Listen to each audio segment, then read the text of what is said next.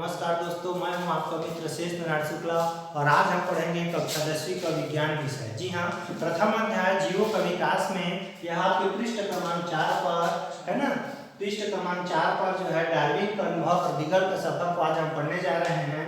जैसा कि हमने पूर्व के अध्याय में पढ़ा है कि अल्फ्रेड रसेल और चार्ल्स डार्विन इन्होंने सोचा कि क्या इस पृथ्वी पर जीव एकाएक इसी स्थिर रूप में आए होंगे या पूर्व निर्धारित विकास के क्रम को प्रवेश करते हुए इस पृथ्वी पर आए होंगे। इनमें चार्ल्स डार्विन का नाम सबसे ज्यादा आता है। चार्ल्स डार्विन जो है इंग्लैंड के रहने वाले थे।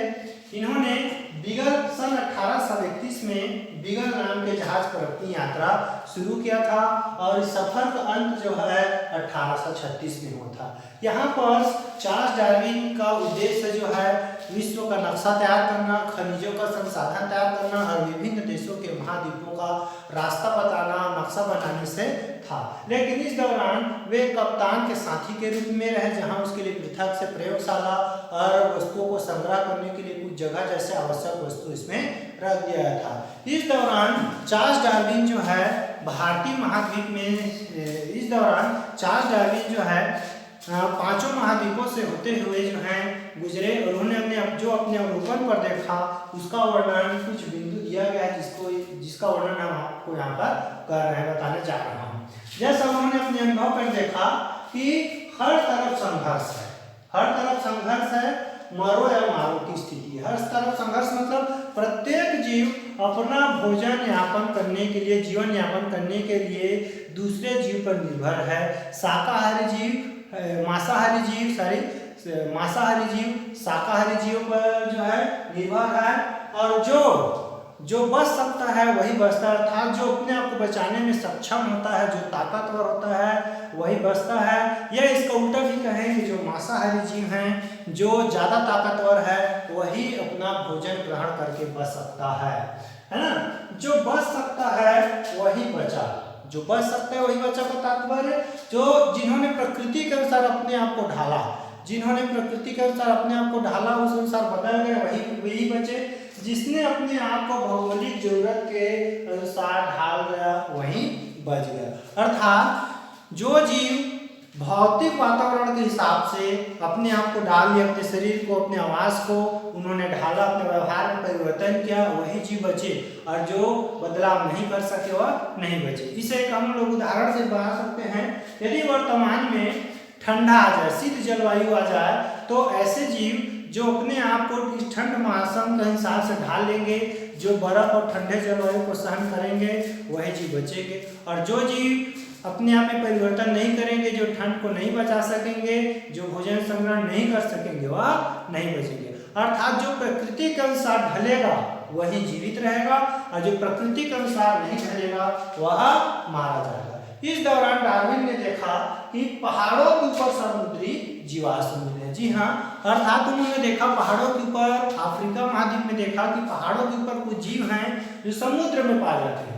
इसका तात्पर्य यह है कि जो जीव समुद्र में थे वह पहाड़ों के ऊपर है। इसका मतलब है कि कभी भूकंप या ज्वालामुखी के कारण है ना पृथ्वी की धरातल में परिवर्तन हुआ होगा और जो जीव समुद्र में थे वे एक ऊपर आने के कारण ऊपर आ गए होंगे और वो जीवाश्म के रूप में बच गए होंगे, उसके अवशेष रह गए हैं। तीसरा, डार्विन ने भी देखा मित्रों कि पृथ्वी के सतह पर लगातार परिवर्तन होता रहता है। इस दौरान उन्होंने एक घटना का जिक्र किया है। इसमें अफ्रीका महाद्वीप में ही अपने सामने उन्होंने एक भूकंप देखा जिसमें पृथ्वी की सतह 3 मीटर ऊंची हो गई। तो इस प्रकार से डार्विन महोदय के अनुसार पृथ्वी की सतह पर लगातार परिवर्तन होता रहता है और इसी परिवर्तन के दौरान जो जीव बच जाते हैं वे अपने आप में विकास करते हैं, अपने आप में परिवर्तन करते हैं और एक नई जाति का उद्भव होता है। वे ही बच जाते हैं जो प्रकृति के अनुसार ढलते हैं। चौथा, उन्होंने देखा कि आज जो जीव लगातार इस पृथ्वी पर हैं, उन्होंने देखा कि उष्णकटिबंधीय सतह पर उष्णकटिबंधीय जलवायु में बहुत सारे जीव पाए जाते हैं। जलवायु एक ही प्रकार का है लेकिन अलग अलग प्रकार के जीव पाए जाते हैं। इससे पता चलता है कि जीवों में विविधता पाई जाती है, एक ही जलवायु में अनेक प्रकार के जीव रहते हैं। उन्होंने अफ्रीका तट पर मछुआरों द्वारा एक पकड़े गए जीव जिसका नाम सिल्केंट था। क्या था? सिल्केंट था। उसका वर्णन क्या है? सिल्केंट एक ऐसा जीव था जिसमें उभयचर और मछली दोनों का गुण था, है ना। इसका गुण था उभयचर और मछली दोनों का गुण था। उन्होंने देखा कि सिल्केंट एक ऐसा जीव है जिसमें मछली और उभयचर दोनों हैं, अर्थात यह जीव कोई अलग सी प्रजाति नहीं है, इसमें अभी भी विकास हो रहा है, यह एक विकास की प्रक्रिया में है। तो इस प्रकार कहना कि विकास रुक गई है या विकास नहीं होता, अब यह एक स्थायी है, या कहना पूर्णतः गलत होगा। अभी भी जीवों में विकास हो रहा है और जीव एक नए जाति की ओर आगे बढ़ रहे हैं। इस प्रकार से डार्विन का यह सफर, बीगल नाम का सफर विभिन्न महाद्वीपों से होता हुआ सन 1836 में खत्म हुआ, जिसे हम आगे पढ़ेंगे। जैसा कि मित्रों अभी हमने पढ़ा कि चार्ल्स डार्विन जो है बीगल नाम के अपने सफर के दौरान अलग अलग महाद्वीपों से गुजरे। इस दौरान वे दक्षिण अमेरिका के इक्वेडोर नामक देश पर गए। इक्वेडोर देश पर उन्होंने एक गलापागोस नाम के एक द्वीप पर गए। यह एक द्वीप टापुओं का समूह है, द्वीपों का समूह है। इस समूह पर, इस द्वीप पर जब गए तो उन्होंने देखा कि यहाँ पर कैक्टस जैसे पौधे, छिपकली, पक्षी, कछुए और आर्माडिलो है। उन्होंने ये भी देखा कि गलापागोस द्वीप पर जो आर्माडिलो है ना, आर्माडिलो एक प्रकार का वर्मी है जो 4 पैरों पर चलने वाला है, वो उसके जीवाश्म देखे और उसके जीवाश्म देखकर उनको आश्चर्य हुआ कि उनका आकार वर्तमान में पाए जाने वाले आर्माडिलो से काफी बड़े और विशाल है। वर्तमान में जो आर्माडिलो पाए जाते हैं उनके आकार बहुत छोटे हैं। इस आधार पर उन्होंने निष्कर्ष निकाला कि जो जीवाश्म है वह पूर्व तथा वर्तमान में पाए जाने वाले सभी जीवों के आपसी संबंध के साथ साथ वर्तमान में पाए जाने वाले जीवों के आपसी संबंध दर्शाने वाली महत्वपूर्ण कड़ी है। अर्थात ये जो जीवाश्म है भूतकाल में पाए जाने वाले जीव और वर्तमान में पाए जाने वाले दोनों जीवों के बीच की कड़ी को दर्शाता है कि पूर्व में जीव कैसा था और उसमें समय के साथ किस प्रकार बदलाव हुआ होगा और वे वर्तमान में उसका स्वरूप किस प्रकार है। इसी प्रकार जब वो आगे गए तो उन्होंने देखा कि गलापागोस पर फिंच पक्षी है। जी हाँ, ये फिंच पक्षी जो है हमारे देश में पाए जाने वाले गौरैया के समान है। यह पक्षी, वहां पर उन्होंने 15 प्रकार के पक्षी देखा। कितने प्रकार के पक्षी देखा? 15 प्रकार का पक्षी देखा। ऐसे तो आकार में सभी समान थे, बहुत सारी समानताएं थी, लेकिन सभी के चोंच, खान पान और जो है आकार, सभी के जो है खान पान और जो है पंखों के रंग में विभिन्नता था। उन्होंने और आगे अपने अवलोकन के दौरान देखा कि कुछ फिंच पक्षियों के चोंच लंबे थे, कुछ के फिंच पक्षी के चोंच नुकीले थे और कुछ के फिंच पक्षी के चोंच जो है नरम थे। तो उन्होंने अपने अनुभव से बताया कि जो फिंच पक्षी हैं वो किसी समय में इक्वेडोर से उड़ के आए होंगे गलापागोस पर और भूकंप या ज्वालामुखी के कारण ये जो द्वीप हैं अलग हो गए होंगे और जो पक्षी जिस द्वीप पर रहा उसी द्वीप के अनुसार अलग अलग जो हैं मौसम, वातावरण या उनकी भोजन की उपलब्धता, पौधों के रूप रंग के आधार पर उनके शरीर का रंग, पंखों के रंग बदल गए, उनके भोजन की उपलब्धता के आधार पर उनके चोंच जो हैं बदल गए। उन्होंने ये भी बताया कि जो फिंच पक्षी मांस खाते हैं उनके चोंच मजबूत और कठोर थे और नुकीले धार वाले थे। जो फिंच पक्षी जो हैं फल फूल खाते थे उनके चोंच जो है नरम और छोटे थे और जो फिंच पक्षी जो है बीज खाने वाले थे, अंकुर खाने वाले थे, उनके चोंच जो है काफी कठोर थे। तो इस प्रकार उन्होंने देखा कि फिंच पक्षियों में बहुत सारे जो हैं गुण जो है समान थे परंतु बहुत सारे गुण जो हैं असमान थे। तो इस प्रकार हम कुछ गुणे आएंगे जिसको हम लोग पढ़ेंगे सजातीय और विजातीय गुण। इन सजातीय और विजातीय गुणों को हम अब आने वाले क्लास में पढ़ेंगे। धन्यवाद। जैसा कि दोस्तों हमने भी पढ़ा कि चार्ल्स डार्विन जब इक्वेडोर के गलापागोस द्वीप पर गए तो उन्होंने देखा कि जो फिंच पक्षी हैं उसके चोंच जो हैं के आकार और कठोरता अलग अलग है, परंतु उनमें बहुत सारी समानताएं हैं और कुछ असमानताएं हैं। ऐसी समानता और असमानता क्या दूसरे भी जीवों में होती है? तो हाँ, हम इनको अलग अलग उदाहरणों से पढ़ते हैं। देखिए, जिस प्रकार कद्दू अर्थात लौकी वर्ग के जो पौधे जैसे रखिया हो गया, कुम्हड़ा हो गया, कुंदरू हो गया, इन सब में गोल कलिका होती है जो पकड़ने के काम आती है और उसको सहारा देती है ना, जिसे हम प्रतान कहते हैं। इसी प्रकार नींबू में क्या होते हैं? कांटे होते हैं। इसी तरीके से आलू में जो है कलिकंद होता है, ये कलिका होता है, ये प्रजनन में सहायता करती है। यदि इन सभी को देखा जाए तो इन सभी की उत्पत्ति तने की कलिका से हुई है। जी हाँ, इन सभी की उत्पत्ति जो है तने की कलिका से हुई है, परंतु इनका कार्य जो है अलग अलग है। फिर इसी प्रकार दूसरा उदाहरण देखें तो पक्षी वर्ग में पक्षी और चमगादड़ के पंख हैं, इसकी संरचना दोनों के एक जैसी है। इसी प्रकार डाल्फिन और सील के जो है एक जैसी हैं। इसी तरीके से भेड़ कुत्ते के अगली टांग जो हैं एक जैसी हैं। मनुष्य और छुछुंदर इन सभी के जो अग्र हाथ है एक जैसे, अर्थात जितने भी हैं इन सभी की उत्पत्ति जो है हड्डी, शुंड्रस और अल्ना के से हुई है। इन सभी की उत्पत्ति किससे हुई है? रेडियस और अल्ना से, परंतु उनके कार्य जो हैं अलग अलग है। कैसे कार्य अलग अलग हैं? पक्षी और चमगादड़ के पंख जो हैं उड़ने के काम आते हैं। डाल्फिन और सील के पंख जो हैं तैरने के काम आते हैं। भेड़ और कुत्ते के जो अग्रटांग दौड़ने के काम आते हैं।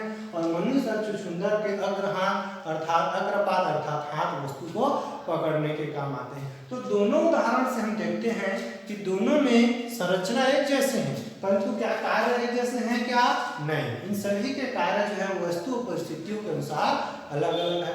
तो संरचना एक जैसी है, अर्थात इनके पूर्वज कभी एक रहे हुए होंगे, परंतु वर्तमान में इनमें पर्याप्त विभिन्नता आ गई है। इसी प्रकार इनके कार्य संरचना एक जैसे हैं, लेकिन कार्य जो है अलग अलग हैं।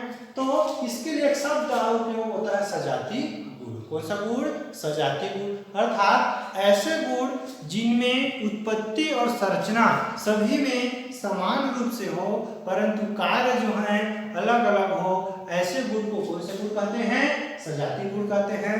या बोर्ड की परीक्षाओं में कई बार पूछा जा चुका है कि सजाती गुण किसे कहते हैं, उदाहरण देकर समझाइए।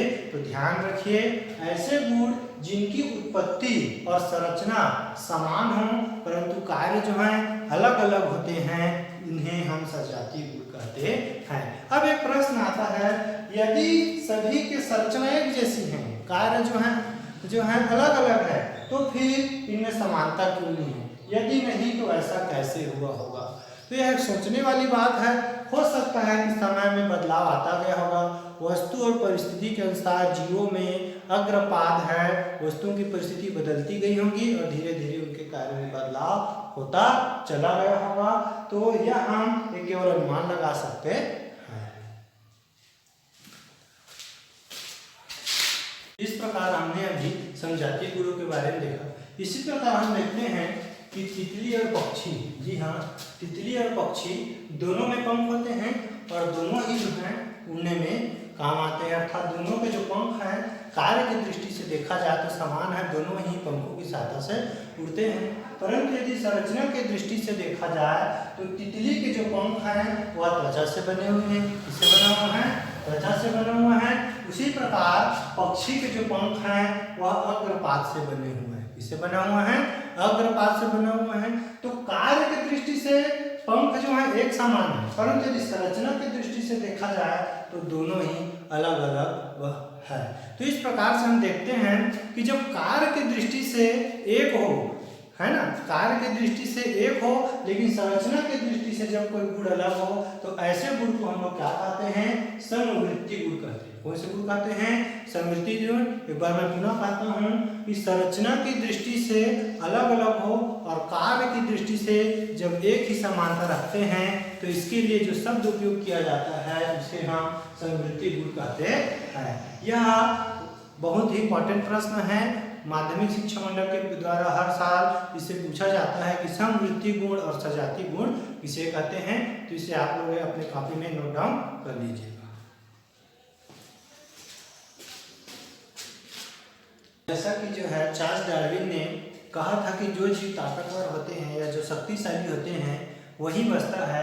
तो क्या उनके अनुसार एक जितने भी इस पृथ्वी पर जाति हैं, जीव हैं, उनका अस्तित्व तो ऐसे ही आया होगा, ऐसे ही प्रजातियों को उद्भव हुआ होगा।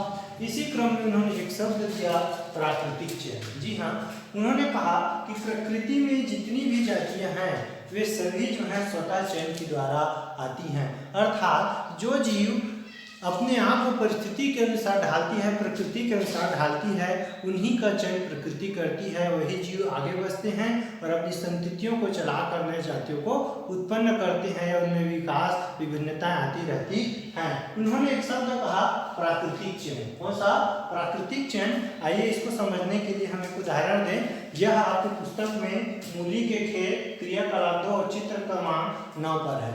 यदि हम मूली का एक क्यारी लगाएं जिसमें मूली के बहुत सारे पौधे हैं, तो हम देखेंगे कि कुछ पौधे जो हैं सीधे होंगे, कुछ पौधे टेढ़े होंगे, कुछ पौधे लेटे हुए होंगे। और इसी समय बाढ़ आ जाए तो हम पाएंगे कि जो पौधे सीधे थे, खड़े थे, है ना, वही पौधे जो हैं टिकेंगे और जो पौधे लेटे हुए थे या जिनके जड़ जो कमजोर थे वह उड़ जाएंगे या उखड़ जाएंगे, बह जाएंगे बाढ़ के पानी पे। इससे ये पता चलता है कि जो पौधे ताकतवर थे, जिन्होंने अपने आप को प्रकृति के अनुसार ढाला, वही जीवित रहे, और जो पौधे जो अपने आप को ढाल नहीं सके या जिनकी जड़ी कमजोर थे वह बह गए। तो इस प्रकार प्रकृति उन्हीं का चयन करती है। इसी उदाहरण से हमें यह पता चलता है कि प्रकृति उन्हीं का चयन करती है जो ताकतवर होते हैं या जिनमें प्रकृति के अनुसार ढलने की क्षमता होती है, जो प्रकृति के अनुकूल होती है। अर्थात हम दूसरे शब्दों में ऐसे भी कह सकते हैं कि प्रकृति में चयन की प्रक्रिया स्वतः ही चलते रहती है और वही जीव बचते हैं जो अपने आप को प्रकृति के अनुसार ढाल पाते हैं।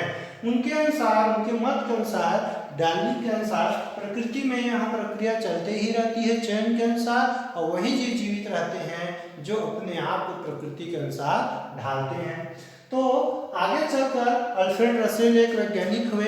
इन्होंने सुझाव दिया कि पृथ्वी पर जितने भी जीव हैं, इस पृथ्वी पर जितने भी जीव हैं, प्रजातियां हैं, पूर्ववर्ती प्रजातियों से ही उत्पन्न हुई हैं। अर्थात किसी दूसरे ग्रह से या एकाएक इस पृथ्वी पर नहीं आए, बल्कि पूर्ववर्ती कोशिकाओं से नई नई विभिन्नताओं के अनुसार ही उनमें विकास होता गया, विभिन्नताएं आती गई। उन्होंने अपने आप को प्रकृति के अनुसार ढालते गए और उन्हीं के द्वारा नई नई प्रजातियां बनी और उन्हीं के द्वारा आज सभी जीव जो इस पृथ्वी पर हैं, इस प्रजाति पर हैं, इस पृथ्वी पर हैं, जो नए जीव उत्पन्न हुए हैं वो पूर्ववर्ती प्रजातियों से ही आए हैं।